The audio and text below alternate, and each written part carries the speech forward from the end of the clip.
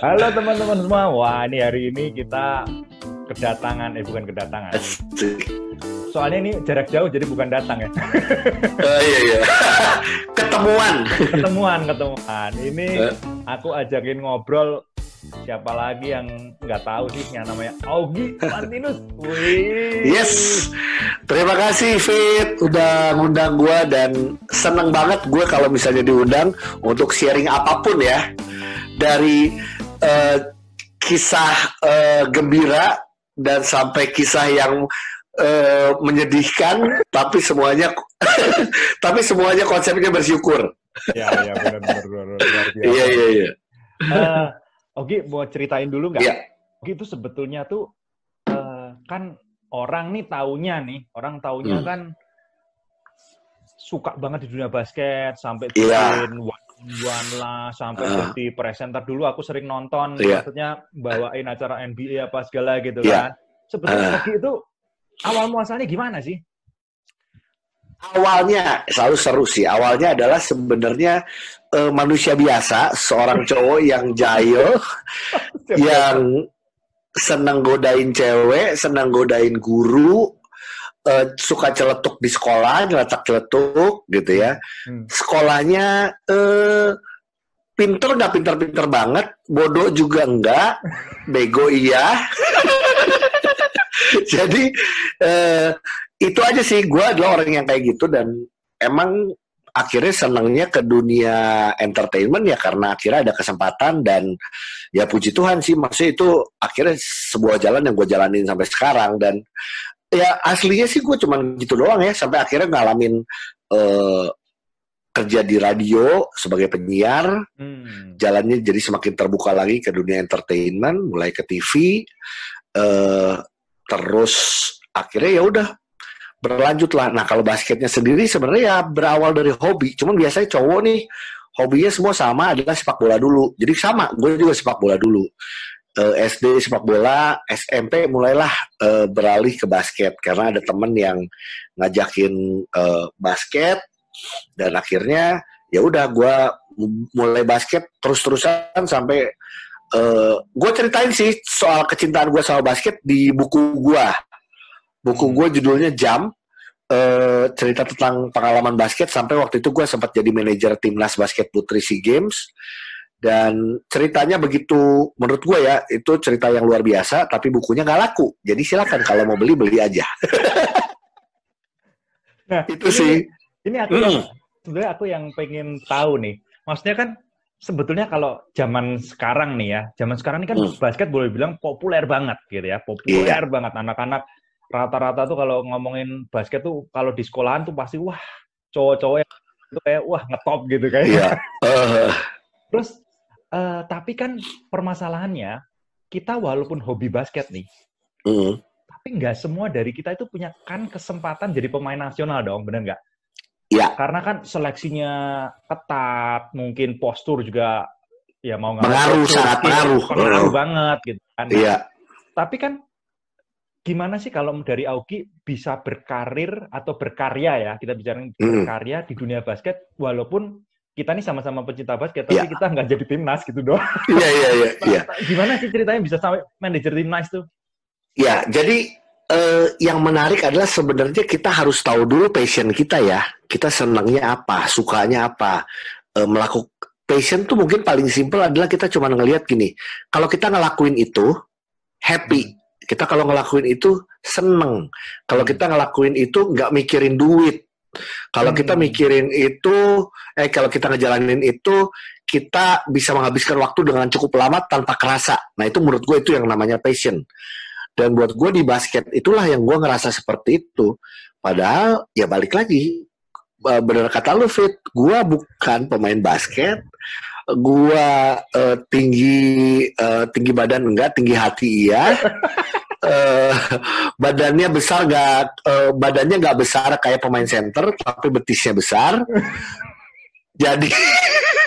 jadi gue emang suka aja sama basket, dan akhirnya buat gue ternyata berkarya dalam tanda kutip, kita berkreasi di dunia yang kita suka, yaitu di basket. Nggak harus jadi pemain basket.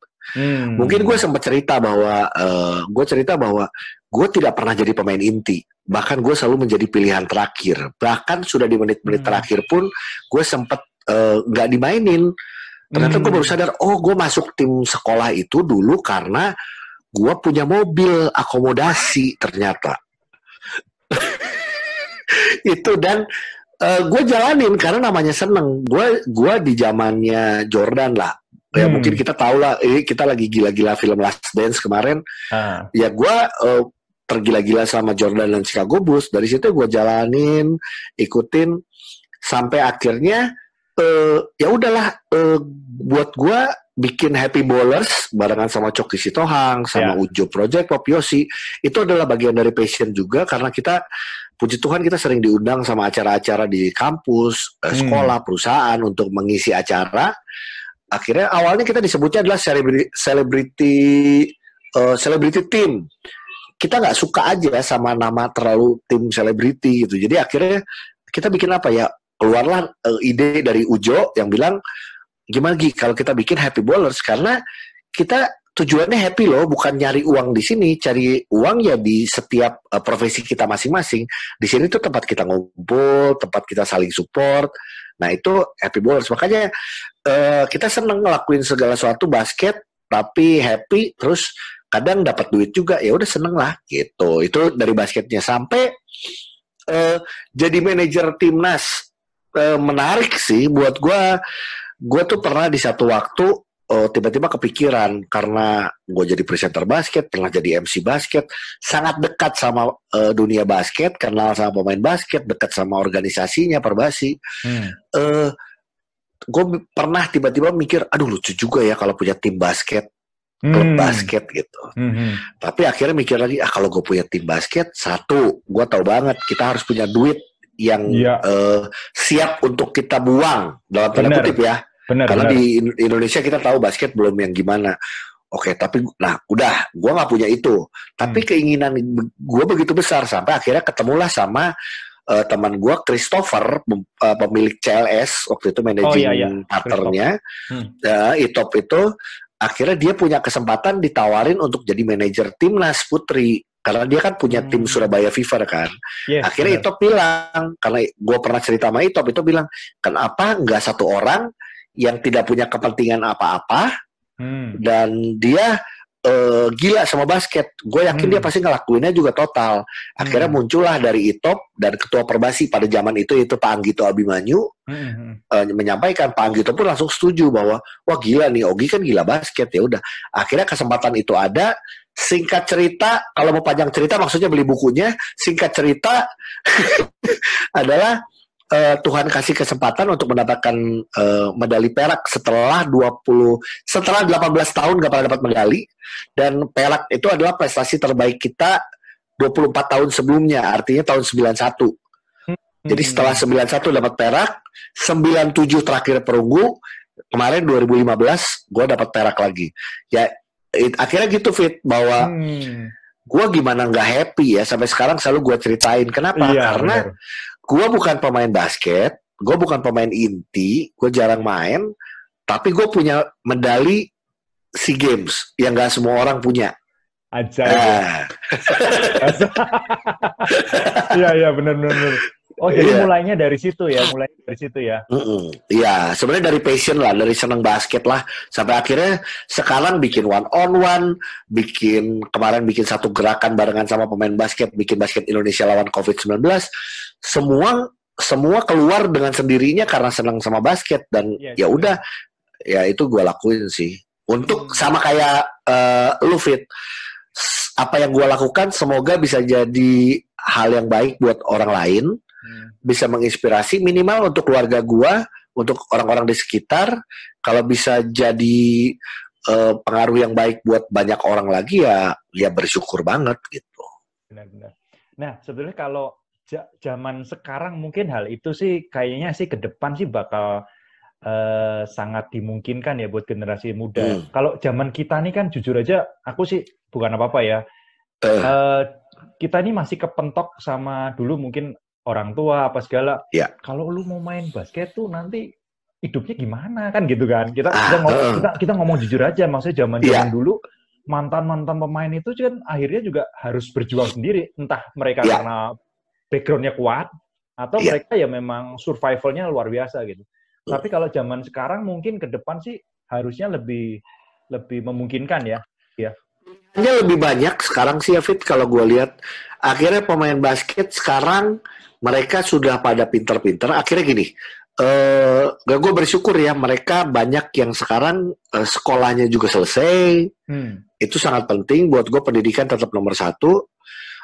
Terus mereka sudah mulai bisa melakukan wira swasta. Mereka ada yang sebagian juga lewat basket. Gue ngalamin lewat basket kita punya banyak teman. Lewat komunitas basket kita punya banyak teman, dari yang bos besar sampai pegawai biasa semuanya ada di basket. Iya, benar. Disitulah kita punya relasi, kita punya hubungan baik yang kita sebut adalah dunianya kecil ya, kemana-mana anak basket ketemu aja, bisa ketawa-ketawa ya orangnya itu lagi gitu. Ya. Atau kalau gue sekarang, gue 40 tahun, gue sekarang kalau ketemu sama anak basket yang muda-muda, akhirnya ternyata gue kenalnya bukan sama dia, gue kenal sama bapaknya, ternyata bapaknya seumuran.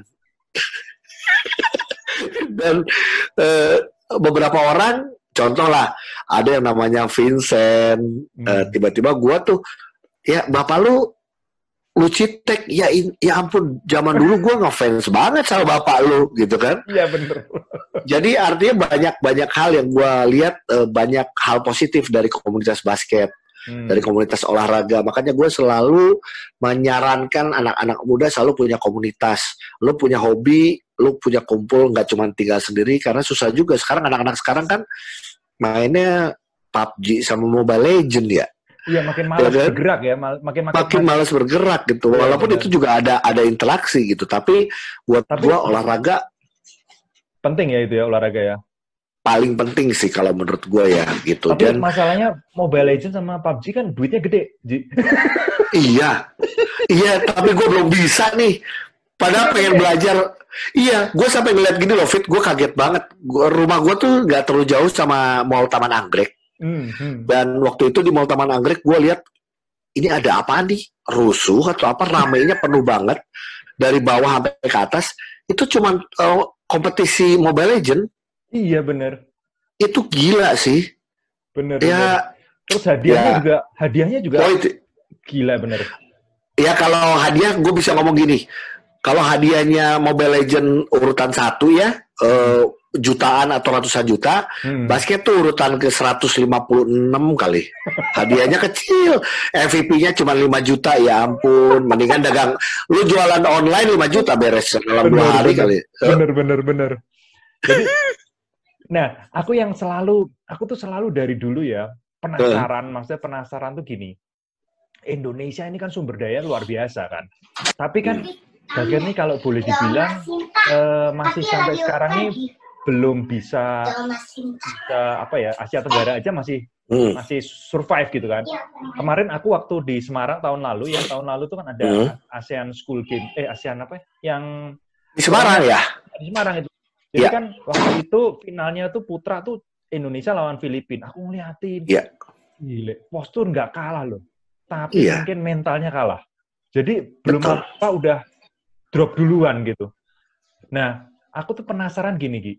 Waktu lu jadi manajer timnas, kok bisa sampai perak itu, apakah karena cowok sama cewek beda? Masih kompetisinya beda atau gimana sih, Gi? Oke, Fit. Karena lu seneng basket juga, gue ngelihat apa yang lu sampaikan tuh udah paling bener. Mental, nomor 1 di kita, mental kita kalah. Kalau ngomong postur, sesama Asia Tenggara, aduh, masih berani adu deh. Mental, setuju. Pertanyaan lu ke gue adalah, gimana Gi pegang putri? Oh, ngomongin mental putri lebih berat lagi untuk ngangkatnya dibanding mental putra. Putra, begitu simpel. Pada saat dia kalah, lu teriakin, lu kasih semangat, game besoknya udah bisa semangat lagi. Itu putra, so simple. Tapi balik lagi, setiap pemain punya latar belakang yang berbeda, butuh cara yang berbeda-beda untuk membuat mental mereka bangkit gitu. Putri lebih sulit. Yang Oh, gua oke. kalau lo nanya suksesnya, gue pertama bilangnya adalah anugerah dulu, jujur. Anugerah dari Tuhan, gue punya kesempatan seperti itu. Gue berterima kasih sama manajer sebelumnya yang dari 2011 udah bawa pemain ini, 2013, di 2015 udah lebih matang secara skill, Hmm. jauh lebih matang. Kompetisinya dulu berjalan lewat WNBL, Hmm. DBL Indonesia yang bikin. Buat gua itu sangat berpengaruh. Tapi berikutnya mental. Boleh tanya sama semua pemain yang ada, bahkan sampai ke official. Hmm. Gue adalah tipe orang yang seneng ngomong. Artinya gue menggunakan kemampuan gue, talenta gue untuk bisa ngobrol. Kan gue Hmm. tuh orangnya sangat mengerti hati wanita ya, Fit. Jadi jadi gue tahu bagaimana cara untuk ngobrol ke setiap pemain dengan cara yang berbeda-beda. Oh, I see. Pendekatan secara personal sangat penting di basket putri kalau menurut gua. Personal dalam arti kata nggak semuanya dipacarin, ya kan? Tapi paling nggak kita tahu lu tuh orangnya seperti apa. Lu orangnya tuh senangnya diapain dalam arti kata kalau lu lagi down, lu lagi capek, lu senangnya gimana? Hmm. Ya, itu yang gua harus tahu dan gua catat setiap Hmm. anak. Dan dari situlah gue mulai mengenal satu sama lain. 9 bulan kita jalanin TC-nya, berpindah-pindah kota. Semarang juga salah satunya. Kita ke Surabaya, Hmm. Semarang, Bandung, Jakarta, dan lain-lain. Ya itu sih yang membuat gue. Dan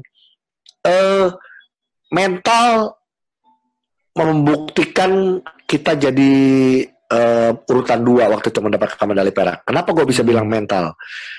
eh Game pertama kita lawan Malaysia, Hmm. masih ada videonya, silakan cari di YouTube. Hmm. Kita dari unggul 15 poin, kita unggul 15 poin di quarter 1, quarter 2 Hmm. sampai akhirnya kita di akhir pertandingan kita kalah 25 poin. Us. Wush, lu apa bilang wush?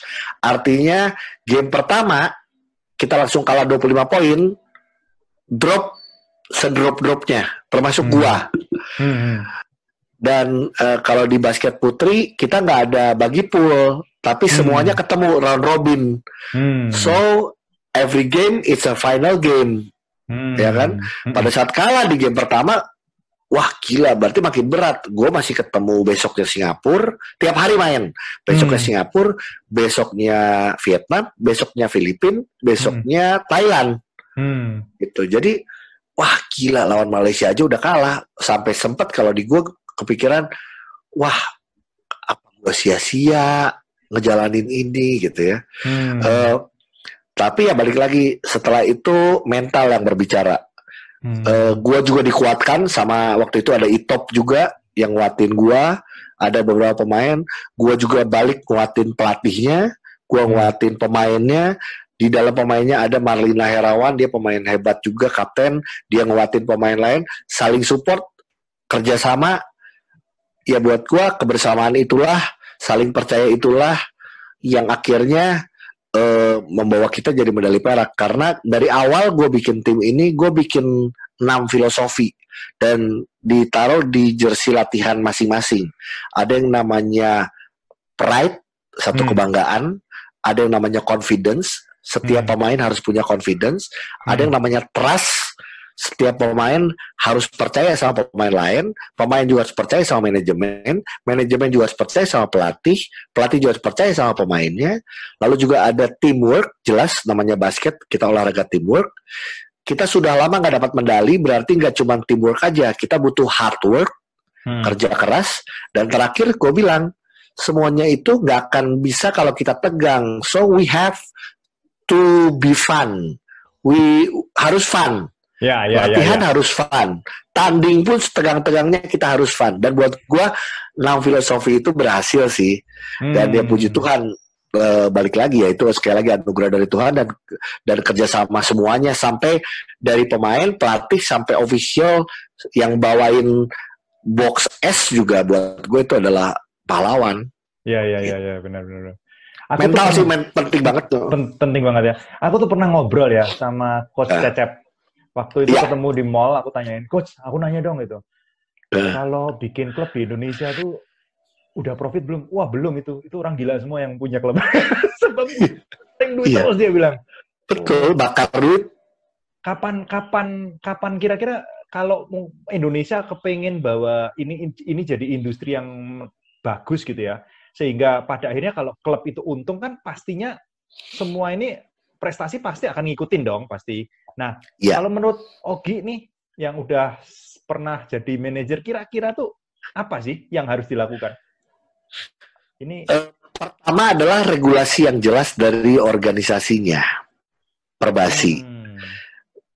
Tidak mudah jadi ketua Perbasi, tidak mudah juga untuk memimpin sebuah organisasi, gue tahu, tapi ya itu adalah tugas, artinya harus punya regulasi yang baik, regulasi yang jelas. Please, jangan ada kepentingan apapun, kalau mau olahraga, jangan ada kepentingan politik atau kepentingan yang lain-lain. Kita tahu di olahraga apapun, selama masih ada politik, udahlah jangan haraplah prestasi kita akan bagus. Itu. Benar. Terus gue selalu sekarang konsep kita adalah kita lihat deh, lu bikin konten, gue bikin konten apapun, saling berkolaborasi, saling bekerja sama, bukan saling menjatuhkan, bukan saling menjelekkan, yaitu artinya berkolaborasi. Ya kita udah lihat orang-orang besar di basket, Erick Thohir. Ya, udah jelas. Grupnya Bakri. Banyak lagi kita sebut Asrul Ananda, DBL Indonesia. Itu juga luar biasa loh. Asrul itu 3 orang, gue boleh sebut 3 orang yang gila. Coba kalau mereka berkolaborasi dan bisa saling menahan egonya. Wah. Basket Indonesia. Gue sih cuma bicara itu. Nggak mudah, ya gue tahu nggak mudah, cuman itu harapan gue dan harapan banyak orang untuk basket Indonesia. Itu aja sih. Setelah itu menurut gue dengan liganya berjalan bagus, pemain-pemainnya bagus kok, fit, bener yang kata lu bilang, pemain kita jago-jago sekarang yang muda-muda, wah parah sih. Gue udah sekarang kalau one on one gue sama yang muda-muda, yang kalau gue tanya umurnya ternyata di bawah gue 20 tahun, artinya 2 kali lipat. Ya umur itu jago-jago menurut gue, yang skillnya bagus. Mereka juga sekarang udah bisa lihat segala sesuatu perkembangan basket lewat sosial media, lewat YouTube. Gue pede banget, percayalah pasti akan maju kalau didukung sama atmosfer yang baik. Iya. Benar. Gitu. Harusnya tuh aku sih selalu percaya loh kalau Indonesia tuh sumber dayanya tuh udah ada. Tinggal mungkin menyatukan hati aja. Kalau misalnya hatinya udah plek, udah deh beres gitu. Semua bidang, setuju. Semua bidang, nggak cuma olahraga, apapun. Menurut gue Indonesia sumber dayanya tuh udah baik, udah keren, udah jago. Ya, akhirnya kan kadang kita membandingkan sama, kita tahu Cina, begitu. Ya karena kita kan semua orang akhirnya cuma ngomong gini nih. Ini bercandaan banyak orang ya. Masa sih Indonesia cari pemain sepak bola 11 orang dari 350 juta warga Indonesia? Gak ada. Gitu. Bercandaan orang. Tapi kita harus pikirkan benar-benar omongan kayak gitu. Dan pasti ada. Buktinya emang kualitas pemain-pemain bola kita yang muda-muda bagus. Bulu tangkis kita tahu. Olahraga lain pun juga banyak. Gue suka ngobrol sama banyak pemain volley, terus sepeda, panahan, banyak juga yang bagus-bagus gitu di olahraga ya. Sih gitulah. Ki, kalau mau boleh nanya, apa sih pelajaran paling berharga yang lu dapat dalam hidup ini sampai 40 tahun ini gitu? Pelajaran yang berharga, gue tuh konsep gue banyak bersyukur, Fit. Gue mau ceritain semuanya satu-satu. 2012 umur 33 tahun gue serangan jantung pertama lagi basket. Serius? Yes. Ya, 33 tahun serangan jantung pertama lagi basket sebarengan sama Happy Bowlers ngisi di sebuah acara. Udah gitu ternyata gue punya kelainan darah gue kental dan cepat beku. Jadi gue adalah orang yang selalu, ini pas banget sih. Ini gue setiap hari harus makan obat ini, ada 6 obat, ada 8 obat, awalnya 22 obat. Jadi gue harus encer terus darahnya. Dan paling gak boleh adalah terluka, apalagi terluka hatinya ya. Jadi karena kalau luka kan darahnya keluar terus, jadi itu yang repot. Nah, terjadilah terjadilah di 2016. Gue udah married 2014, 2016 udah anak satu, masih belum setahun. Gue kena serangan jantung kedua karena basket juga. Jadi basket pertama adalah retak hidung, darahnya keluar terus. Untuk menghentikan darahnya adalah memberikan obat pengencer darah. Di hidung darahnya berhenti, tetapi yang di jantung jadi beku lagi. Serangan jantung kedua 2016. Tuhan selamatkan lagi. Selesai di 2018 satu pengalaman mengenai sosial media yang gue jalani. Ya, bener. Sama ada hubungannya sama basket juga karena waktu itu lagi nonton Asian Para Games wheelchair basketball. Gue berani ngomongin di sini bahwa tidak pernah punya niat jelek terhadap institusi apapun. Tidak pernah punya keinginan untuk menjelekkan orang. Gue juga secara sadar tahu pada saat itu memvideo, memposting, gue tahu bahkan memilih kalimatnya sangat hati-hati. Karena gue bukan mencari viral, gue bukan mencari ketenaran, gue cuma pengen melihat Indonesia lebih baik. Karena gue cuma di situ cuma sebagai orang yang di pemikiran gue ya, gue ngebantu lu loh untuk menemukan hal yang tidak baik menurut gue. Tapi ternyata ya sudah, itu adalah sebuah kesalahan. Jadi kalau kita melihat sesuatu yang tidak baik, lebih baik tidak divideokan atau diposting, tapi ya udah sampaikan kepada pihak yang berwajib atau pihak atasannya untuk mereka yang menyelidiki. Sebenarnya itu yang gue pelajari. Tapi gue nggak pernah nyangka, cuman gara-gara itu 5 bulan di penjara, 2 bulan di Polda, 3 bulan di Salemba, gue jalani semua dengan sesuai dengan aturan. Jadi kalau orang ngomong mungkin karena Ogi artis, mungkin di luar, enggak, gue jalanin di dalam. Gue tahu istri gue setiap hari besuk, gue tahu istri gue begitu berat. Akhirnya harus menjadi ibu rumah tangga plus jadi kepala rumah tangga juga pada saat itu. Gak ada penghasilan. Tapi ya sisanya gue bersyukur. Kenapa? Karena gue benar-benar Tuhan izinkan melihat secara gamblang kehidupan di dalam penjara, kehidupan orang-orang yang gue merasa bahwa gue udah susah, tapi ternyata orang yang lebih susah jauh lebih banyak. Rasa bersyukur dan rasa mengasihi sesama gue semakin besar. Jadi sampai hari ini pun gue sama Yosi, sama Coki, sama teman-teman kita punya komunitas Good Friends, kita masih suka pelayanan juga ke Salemba, bahkan kita udah mulai ke penjara yang lain, karena gue jadi punya hati di situ. Mungkin di saat orang punya kita punya berkat lebih, mungkin kita berikan kepada yatim piatu atau siapa. Gue lebih punya hati untuk teman-teman yang ada di dalam penjara gitu. Jadi itu proses hidup dan gue bersyukur banget. Happy, teman gue banyak fit, artinya teman gue dari anak basket, sekarang polisi banyak temen, hakim, jaksa, bahkan penjahat. Kalau lu butuh kenalan juga gue banyak. Karena gini, gue tidak menyebutkan siapa, tapi gini, gue di dalam, gue itu barengan sama pembunuh bayaran ada, gue sama maling barengan, sama yang suka nyuri motor, mobil barengan, berangkas barengan, sama pembunuhan keluarga yang waktu itu sedang ngetop di daerah Bekasi, gue barengan. Bahkan gue juga sama-sama kita setiap hari Minggu kalau ada gereja kita bareng-bareng. Bahkan orang ini sudah divonis hukuman seumur hidup sih.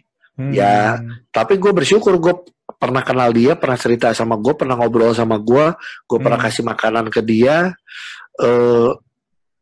Terlalu banyak cerita yang terlalu banyak cerita yang indah sih kalau menurut gue ya. Jadi pelajaran sangat berharga sih. Ini memang seringkali kita itu sebetulnya pada saat kita itu merasa terpuruk, itu sebenarnya momen di mana pelajaran hidup itu benar-benar lagi dikasih sama Tuhan sebanyak mungkin ya sebetulnya ya. Iya, betul. Jadi kita nggak pernah tahu bahwa pada saat kita yang paling penting adalah gini, Tuhan nggak pernah membuat kita tergeletak. Kita tahu sendiri di firman Tuhan ada.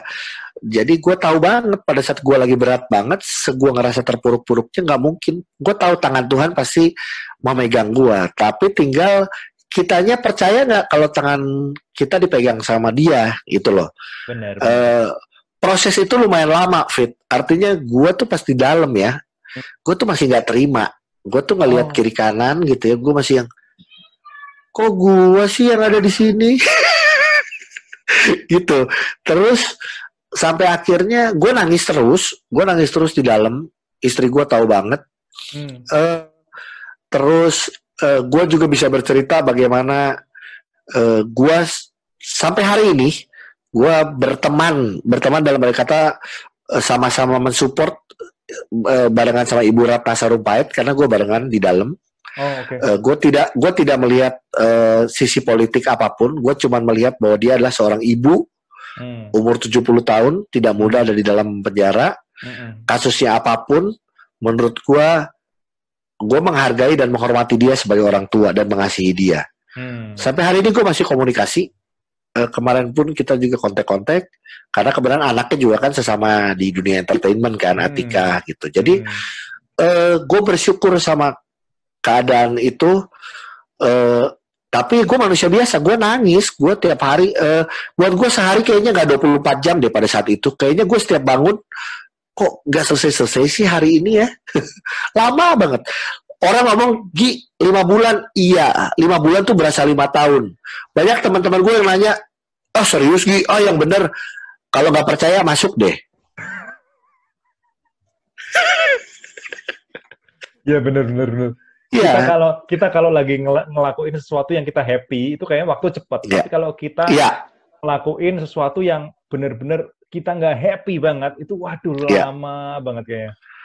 Betul. Jadi makanya pada saat gue melewati proses gue akhirnya yang gue pengen sharing ya adalah gue harus nerima dulu. Jadi waktu itu mungkin karena gue tidak bisa terima, itu yang membuat waktu begitu lama, hidup gue begitu susah. Tapi semakin gue kayak gitu, yang kesian keluarga gue juga. Orang tua gue di Bandung, kakak gue di Bandung, istri gue di sini juga kebingungan. Jadi gue terima dulu, gue harus terima bahwa oke, ini adalah proses hidup. Kalau bukan masalah benar atau salah ya, karena buat gue harus terima dulu. Tuhan izinkan ini terjadi, pasti Tuhan mau sesuatu dari gue. Yes. Jadi gue terima dulu. Setelah gue terima, ya udah gue mulai melakukan apa yang gue bisa lakukan di dalam. Gue mulai nulis. Sebenarnya gue nulis, tapi akhirnya nggak gue keluarin tulisannya karena gue lihat kayaknya semua yang masuk penjara pada bikin buku deh. Nah masalahnya, gue udah pernah bikin buku soal basket dan gak laku. Jadi buat gue udahlah, dibanding gak laku lagi, oke lah. Gue masih simpan surat-surat gue. Karena waktu itu kalau lu tahu gue lagi mau keluar film Lagi-Lagi Ateng. Itu adalah film pertama gue sebagai pemeran utama. Filmnya tayang, pemeran utamanya gak ada. Jadi gue banyak nulis surat. Suratnya semua ada di istri gue. Ya gak tahu ya, suatu saat mungkin gue keluarin dalam bentuk cuman surat-suratan gue. Karena cukup aneh. Karena beberapa bulan sebelumnya atau berapa bulan sebelumnya gue adalah orang yang suka besuk Pak Ahok di dalam waktu dulu di Makobrimob. Iya. Dan gue ngeliat Pak Ahok kok nulis surat. Pas gue nulis surat gue gini, gila, gue Ahok banget ya, sama. jadi gue ngalamin gitu. Oh ya oke. Karena cuman itu yang bisa kita lakukan karena kita kan nggak bisa ada alat komunikasi dan lain-lain. Jadi yang gue bisa lakukan adalah nulis surat. Gue melewati banyak momen Fit yang bikin gue selalu nangis. Bokap ulang tahun. Gue selalu, karena gue tinggal di Jakarta, gue selalu mengosongkan pekerjaan gue untuk datang ke Bandung. Tapi pada saat itu gue nggak bisa karena gue di dalam penjara. Tapi gue waktu itu dikasih kesempatan telepon pakai teleponnya kepala penjara untuk ngucapin selamat ulang tahun. Gue udah happy banget. Terus Natalan, nggak pernah kepikiran gue Natalan di penjara. tahun baru juga di penjara, nggak pernah kepikiran. Kalau gue cerita soal Natal, satu hal yang menarik buat gue. Kenapa? Karena gue udah pindah ke Salemba. Di Salemba itu ada gereja namanya Gereja Bethesda di dalam Salemba. Dan gue masuk sebagai public figure, mereka seneng kan, gue suruh jadi MC. Waktu itu gue nge-MC barengan sama Reza Bukan. Reza Bukan ada di dalam juga. Jadi kita nge-MC, ya dia kena kasus narkoba. Dan waktu itu kita nge-MC ketawa-ketawa. Satu hal yang menarik adalah pada saat nge-MC, gue pernah nge-MC Natal di gereja dimanapun, tapi gue pertama kali nge-MC Natal di dalam Salemba. Yang menarik adalah cuma satu. Pada saat kita Natal, kalimat terakhir kita adalah gini: selamat hari Natal, semoga Tuhan Yesus memberkati, sampai ketemu tahun depan. Betul? Betul. Nah, di Salemba, pada saat kita ngomong seperti itu, sampai ketemu tahun depan, mereka nggak ada yang bilang amin.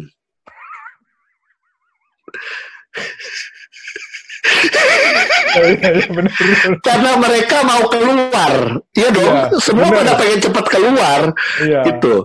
Jadi itu yang menarik. Satu hal lagi yang gue bercanda di dalam adalah kita punya tim choir. Ya, karena di Salemba cowok semua, mereka nyanyi. Jadi salah satu yang gue bilang bahwa luar biasa, choir ini kompak sekali. Semoga tahun depan anggotanya tetap sama ya. Mereka juga gak ada yang mau bilang amin. Karena sebagian ada yang emang udah mau keluar, ada yang sidang dengan harapan putusannya cepat. Itu lucu sih. Itu satu hal yang buat gue kayak, gila, gue ngalamin hal gitu. Dan sekarang gue udah komunikasi sama teman-teman yang sudah keluar juga. Bahkan sudah Zoom meeting sama mereka, reunian. Oke. Terus gue ngalamin tahun baru di sana. Gue ngalamin anniversary pernikahan gue waktu itu masih di dalam. Istri gue ulang tahun gue masih di dalam. Seminggu kemudian akhirnya gue baru keluar. 5 hari kemudian gue 11 Maret gue keluar dari penjara. Dari Oktober akhir, Oktober pertengahan gitu. Ya. Wah, luar biasa ya pengalaman hidup yang kalau bisa jangan diulang lagi. Kayak pandemi ini aja lah, nggak usah diulang lagi. Nggak usah diulang lagi. Tapi satu hal Fit, akhirnya gini, yang tadi gue bilang dari awal gue selalu ngomong bersyukur adalah gini. Sekarang semua orang pada komplain, banyak yang sebel, banyak yang marah dalam tanda kutip dengan kita harus work from home. Akhirnya semua orang pada ngomongnya gini, aduh bosen di rumah, betul nggak? Kesel di rumah. Jadi sering berantem sama istri karena setiap hari ngeliat istri di rumah misalnya gitu ya. Nah, tapi akhirnya gue bilang gini, teman-teman, belajarlah bersyukur. Hashtag di rumah saja jauh lebih baik daripada hashtag di rutan aja. Iya, benar. Serius. Gue masih bisa ketemu anak gue. Tiap hari gue ngeliat dia sekolah, gue tiap hari main olahraga basket sama dia. Waktu di rutan, hal yang paling berat buat gue adalah anak. Nangis terus gue. Gitu. Benar. Memang sekarang ini tuh banyak orang yang istilahnya, kalau aku bilang sih, sebenarnya kan ujung-ujungnya kita tuh kerja buat apa sih kalau nggak buat keluarga. Keluarga, iya. Ya kan, nah justru sebenarnya saat ini tuh kita tuh dikasih kesempatan itu gitu, kumpul sama keluarga terus-menerus nih gitu. Ya harapannya manfaatin aja ini momen untuk membangun sebuah keluarga yang lebih baik, lebih harmonis ke depannya. Kalau keluarga-keluarga ini lebih baik, mestinya masyarakat Indonesia secara overall akan jauh-jauh lebih baik. Setuju 150% sama lu, setuju banget. Dan Tuhan lihat itu, Tuhan tuh ngelihat bahwa manusia sekarang semakin individualistis. Keluarga sekarang makin banyak yang tidak harmonis ya. Bagusnya cuma di Instagram ya. Iya kan? Betul. Sama Tuhan kasih kesempatan ini. Kalau menurut gue sih keren. Gue bilangnya keren. Maksudnya di luar lu ngomong, tapi gue juga ada tetap berantem-berantemnya. Cuman buat gue jadi semakin tahu, semakin kenal, semakin sayang bahkan. Harapannya itu gitu loh. Yes. Wah, luar biasa nih hari ini kita ngobrolin banyak hal. Mungkin topiknya kemana-mana, tapi iya. Tapi ini dalam gitu. Sebetulnya ini dalam. Ini pelajaran hidup kan. Yang kita obrolin ini kan sebenarnya pengalaman hidup, pelajaran hidup, dan kita itu bisa buat bekal ini semua buat kehidupan kita di masa depan. Ya, betul. Jadi, satu tips terakhir buat anak-anak muda nih. Nggak tahu ya, tahun ini orang tua apa muda nggak tahu. Tapi semoga semuanya. Kalau gue harapannya kalau ini obrolan kita baik ya, buat yang nonton kontennya video adalah gini.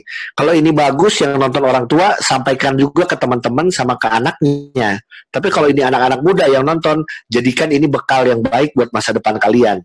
Gitu. Nah kalau gue buat anak-anak muda adalah gini, jangan pernah patah semangat, selalu berdoa, selalu percaya bahwa Tuhan pasti kasih sesuatu yang baik di waktu yang paling tepat. Ya, itu pasti, itu udah janji Tuhan sih. Kalau udah janji itu kita tinggal lu percaya atau enggak gitu. Ya lu nggak percaya ya nggak akan ngerasain, nggak akan ngedapetin gitu. Jangan patah semangat, terus lu cari passion lu ya, hai anak muda, lu tahu apa yang lu suka. Orang tua lu mungkin bisa menolak, orang tua lu bisa membantah, tapi pada saat lu bisa membuktikan itu dengan tanggung jawab, gue yakin orang tua sekarang banyak orang tua yang bisa terbuka pemikirannya kok. Jadi lu senang olahraga atau lu senang art, lu senang mau jadi artis atau mau jadi apapun, anak sekarang kan semuanya pada pengen jadi artis atau mau jadi YouTuber apa segala. Cuman lu pelajari. Jadi tanya video deh, atau gue udah punya 130.000 subscriber. Kalau cuma mengandalkan dari AdSense nggak ada duitnya boy. Jadi ya, jangan semuanya mau jadi YouTuber. Wah duitnya banyak, ya lu ngelihat yang udah gede-gede. Tujuan gue bikin konten atau video bikin konten pasti sama, walaupun gue nggak ngobrol nih sama video sebelumnya. Kita cuma pengen konten kita baik buat banyak orang. Jadi kita tahu bahwa kita menabur hal yang baik buat generasi muda. Itu aja gue lakuin. Gue lewat basket, lu lewat banyak hal yang lu lakukan, dari obrolan lu, dari pengalaman hidup lu, bahkan gue melihat banyak. Ya buat gue itu aja. Jadi kalian harus tahu tujuan hidupnya dulu apa. Dan sayangi orang tua ya. Harus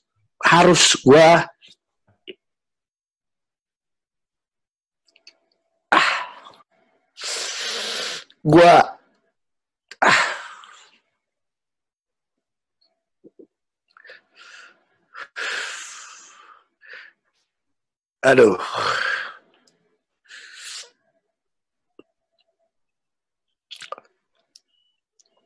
Gue tahu gimana susahnya orang tua gue waktu gue di penjara dan waktu gue sakit. Dan